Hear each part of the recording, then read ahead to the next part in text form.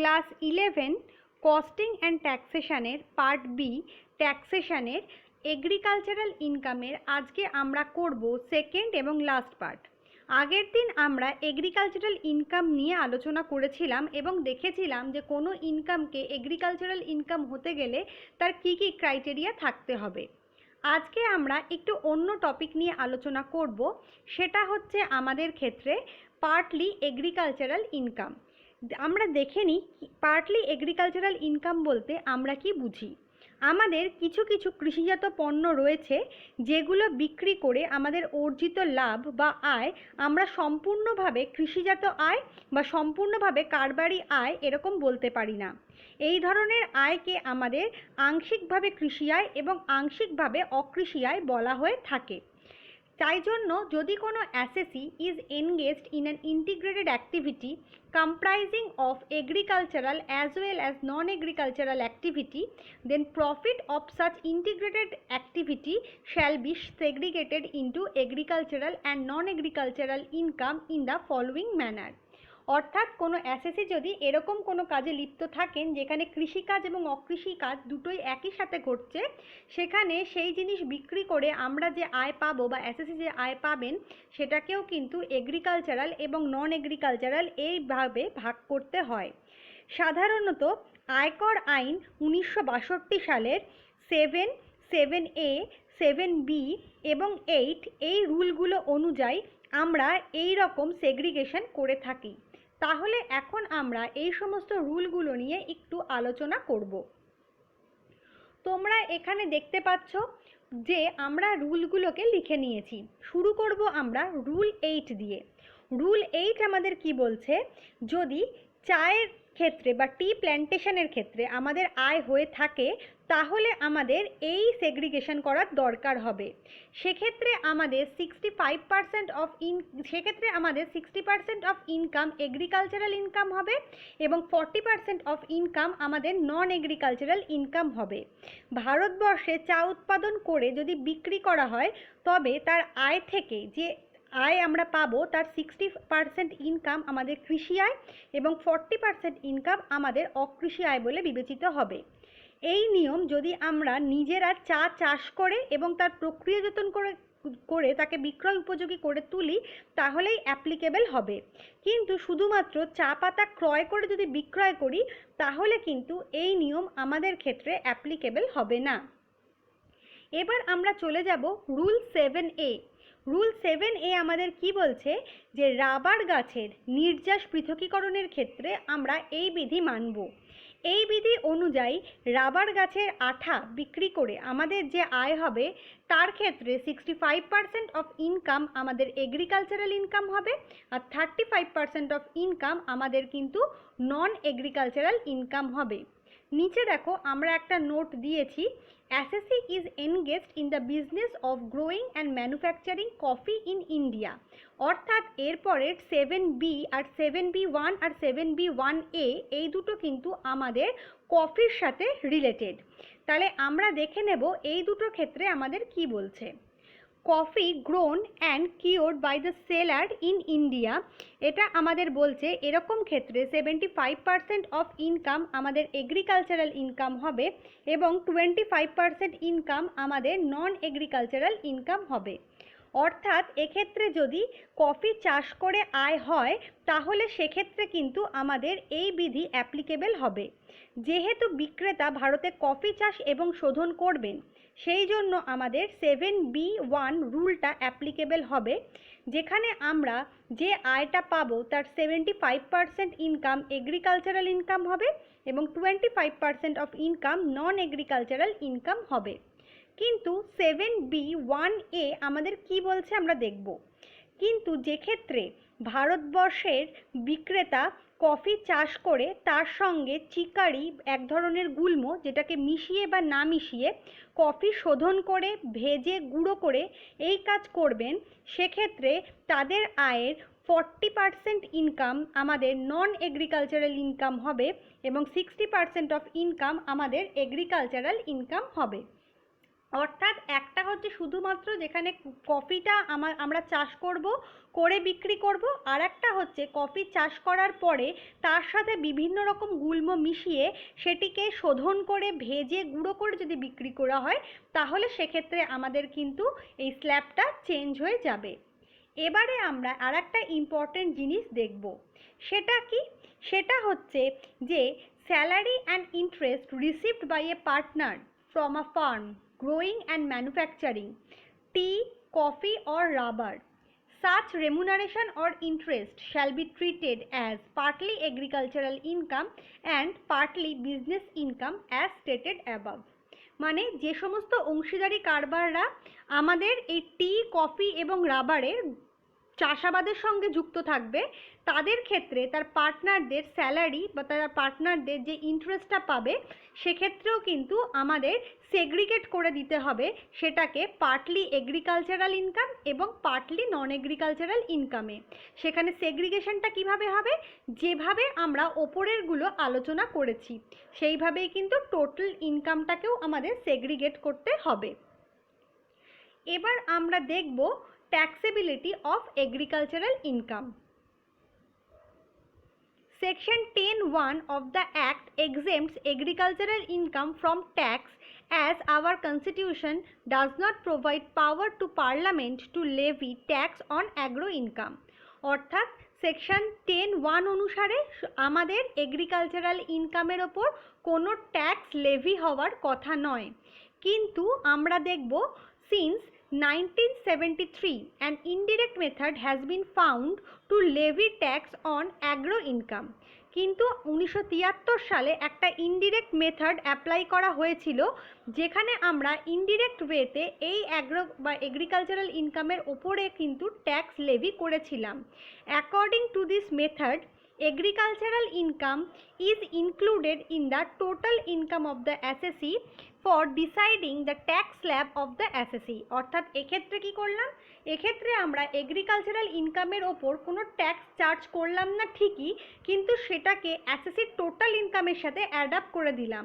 তার ফলে অ্যাসেসির যে ট্যাক্সেবল যে ইনকামটা হলো, তার ট্যাক্স স্ল্যাবটা কিন্তু বেড়ে গেল।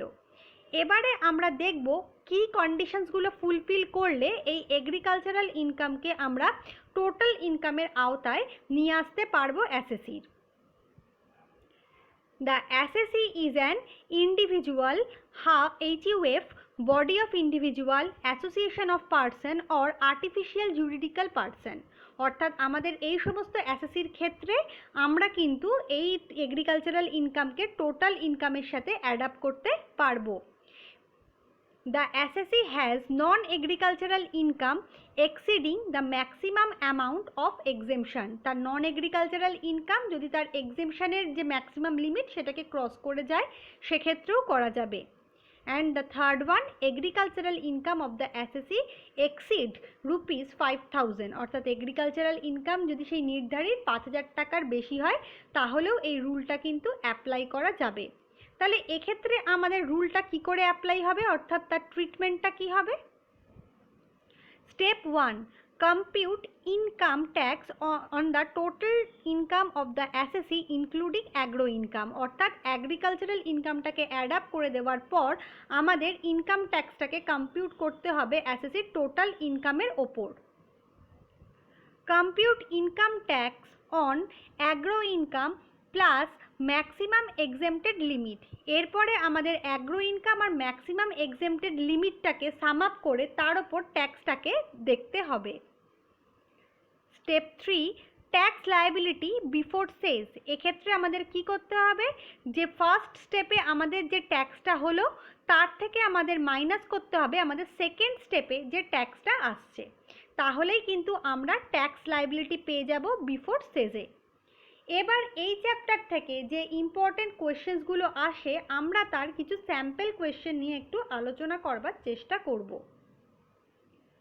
Discuss whether the following income constitute agricultural income for the purpose of Income Tax Act.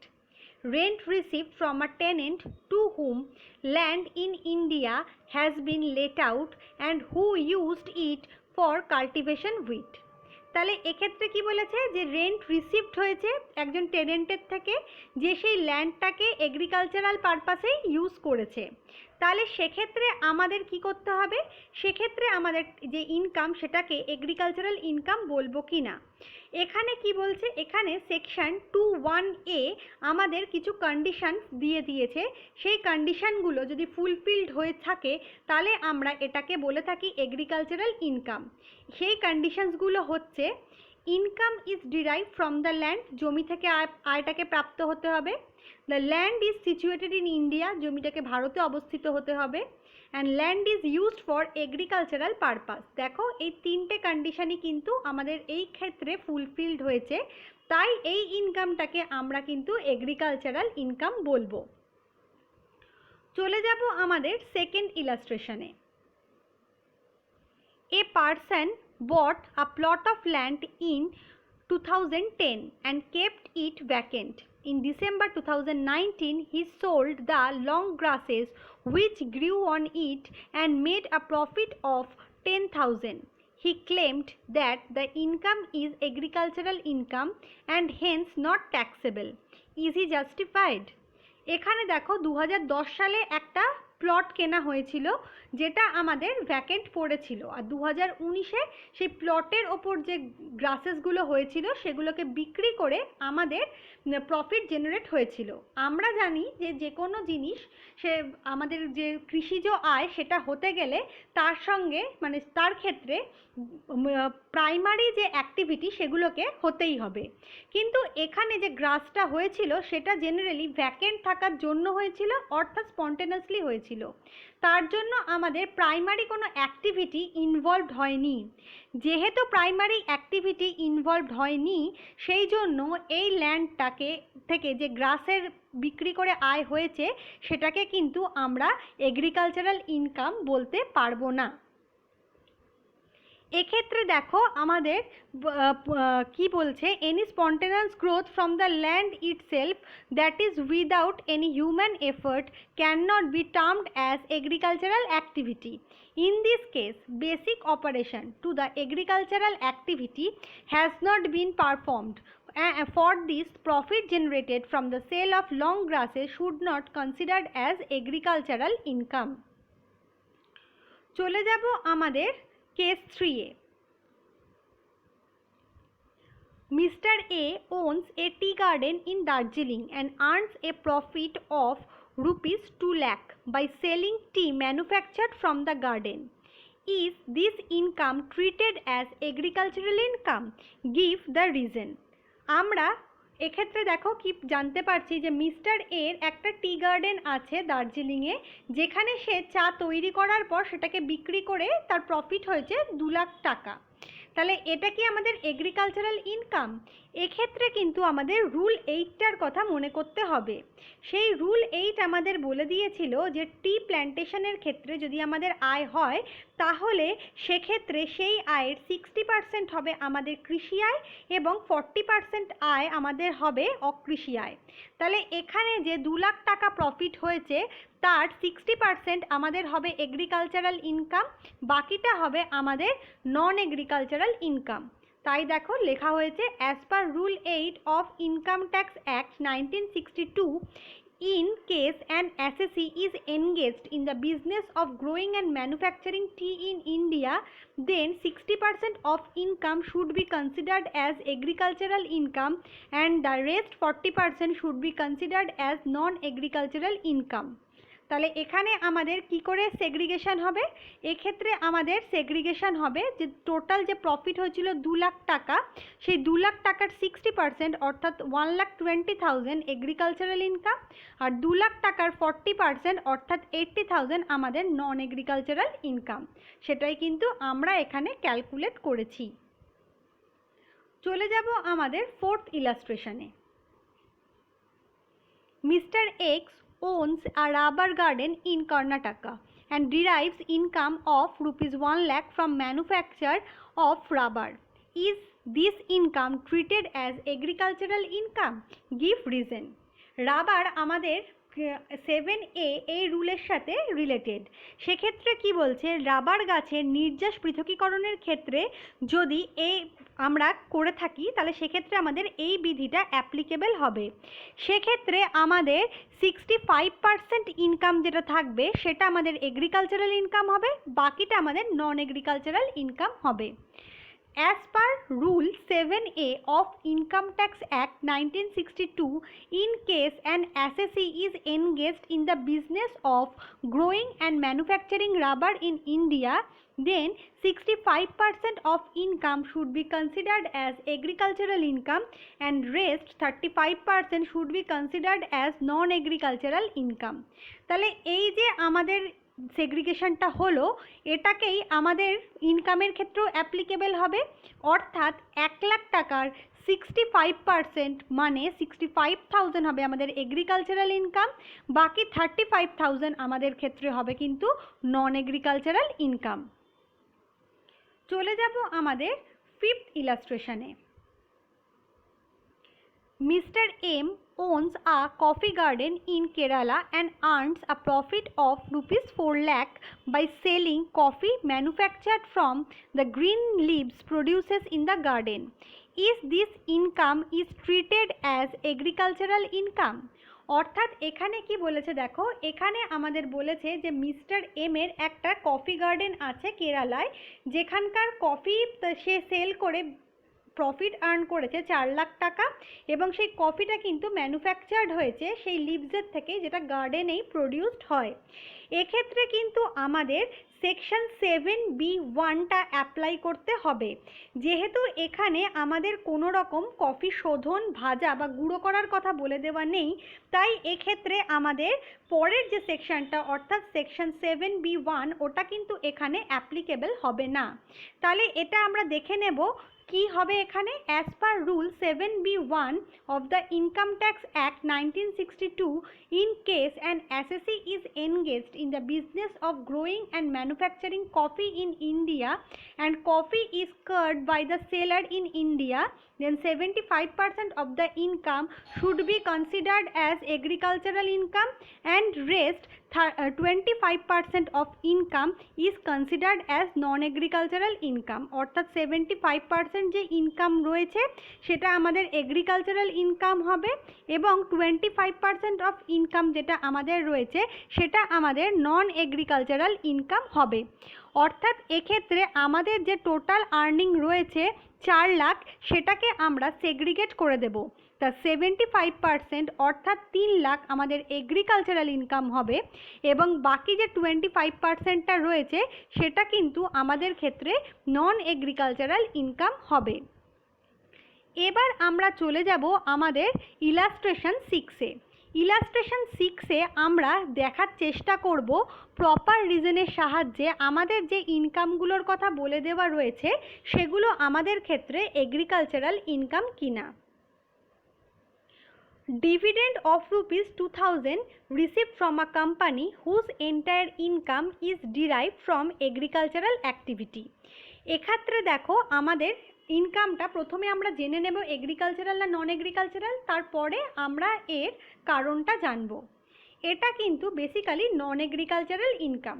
কেন এটা নন এগ্রিকালচারাল ইনকাম? কারণ তোমাদের মনে হতেই পারে যে কোম্পানিটা একটা এগ্রিকালচারাল অ্যাক্টিভিটিসের সাথে যুক্ত, তাহলে তার প্রফিটের পোর্শনই হচ্ছে তার ডিভিডেন্ড। তাহলে ডিভিডেন্ডটা কেন আমাদের নন এগ্রিকালচারাল ইনকাম? কারণ আমরা অ্যাকাউন্টসেই শিখেছিলাম যে আমাদের কোম্পানি এবং শেয়ার হোল্ডার্সের ক্ষেত্রে আমাদের ডুয়াল এন্টিটি কনসেপ্ট হয়, অর্থাৎ কোম্পানি এবং শেয়ার হোল্ডাররা আলাদা সত্তা।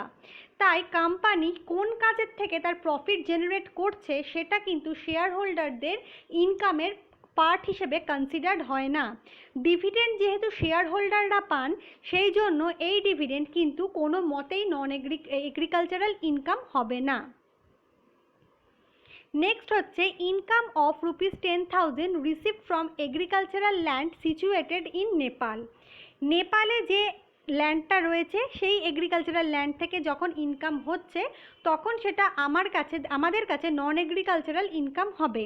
কারণ আমরা শিখেছিলাম বেসিক কন্ডিশানে জমিটাকে ভারতে অবস্থিত হতে হবে, নেপালে অবস্থান হওয়া মানে সেটা কিন্তু ভারতের বাইরে অবস্থিত হচ্ছে। তাই যদিও ল্যান্ডটা এগ্রিকালচারাল তবুও তার থেকে ডিরাইভড ইনকাম আমাদের নন এগ্রিকালচারাল ইনকাম হবে। Salary of ₹40,000 received from an employer engaged in the agricultural activity, এটাও কিন্তু আমাদের ক্ষেত্রে নন এগ্রিকালচারাল ইনকাম। কারণ স্যালারি মানে এমপ্লয়ার এমপ্লয়ির মধ্যে রিলেশনশিপ, সেখানে এমপ্লয়ারের কোন অ্যাক্টিভিটিতে ইনভলভ রয়েছেন সেটা কিন্তু ইরেলিভেন্ট। সেই জন্য এমপ্লয়ার যদিও এগ্রিকালচারাল অ্যাক্টিভিটি করছেন তবুও তার থেকে এমপ্লয়ি যে স্যালারিটা পাবে সেটা কিন্তু নন এগ্রিকালচারাল ইনকাম হিসেবেই ট্রিট হবে। Salary of ₹30,000 received by a partner from the farm growing and manufacturing tea in India. আমরা জানি টি এর ক্ষেত্রে আমাদের পুরো আয়টাকেই আমরা কৃষিজাত আয় বা পুরো আয়টাকেই আমরা অকৃষি আয় বলতে পারি না। এক্ষেত্রে আমাদের ইনকামের সেগ্রিগেশন রয়েছে। এক্ষেত্রে আমাদের 60% ইনকামকে আমরা এগ্রিকালচারাল ইনকাম বলি, বাকি 40%কে আমরা নন এগ্রিকালচারাল ইনকাম বলি। কিন্তু এখানে তোমাদের মনে হতে পারে যে পার্টনাররা যখন স্যালারি পাচ্ছে তখন সেক্ষেত্রে কেন সেটা এগ্রিকালচারাল ইনকামের পার্ট হচ্ছে, কারণ তার ঠিক আগের অঙ্কটাতেই বা আগের এক্সাম্পলটাতেই স্যালারিটাকে আমরা নন এগ্রিকালচারাল ইনকাম হিসেবে ট্রিট করেছিলাম।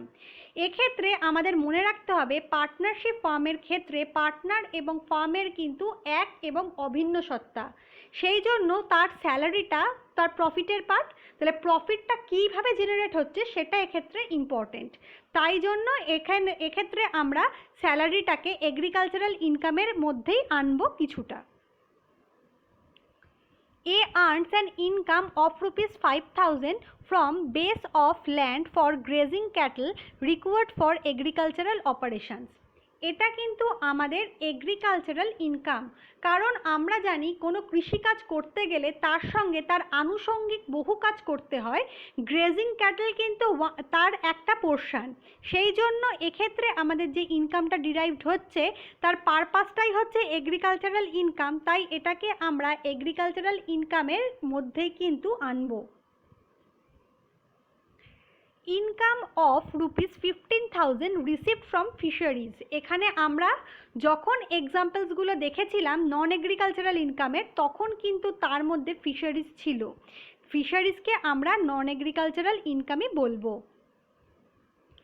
Income of ₹5 lakh received from sale of land used for agricultural purpose.